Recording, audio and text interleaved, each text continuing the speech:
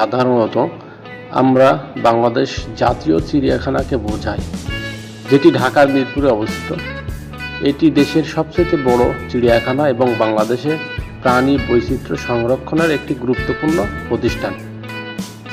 এটি মিরপুর, ঢাকাতে অবস্থিত। 1947 সালে স্থাপিত হয়। আয়তন 186 একর। প্রাণী সংখ্যা এখানে প্রায় 200-এরও বেশি প্রজাতির 2000-এর বেশি প্রাণী রয়েছে, যার মধ্যে রয়েছে বাঘ, সিংহ, হাতি, হরিণ, কুমির, পাখি, সাপ ইত্যাদি।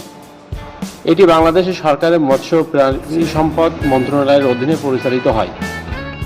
রয়্যাল বেঙ্গল টাইগার, সাদা বাঘ, নানান রকমের পাখি, হিপোপটামাস এবং বিরল প্রজাতির কিছু পশু পাখি।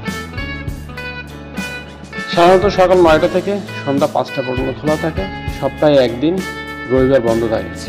প্রবেশ মূল্য সাধারণত তুলনামূলকভাবে কম। শিশু ও বড়দের জন্য আলাদা টিকিটের ব্যবস্থা রয়েছে। চিড়িয়াখানায় গেলে প্রাণীদের সঙ্গে নিরাপদ দূরত্ব বজায় রাখা এবং তাদের বিরক্ত না করা গুরুত্বপূর্ণ। চাইলে আপনি আরও বিশদে, যেমন টিকিটের দাম, কিভাবে যেতে হবে বা চিড়িয়াখানার মানচিত্র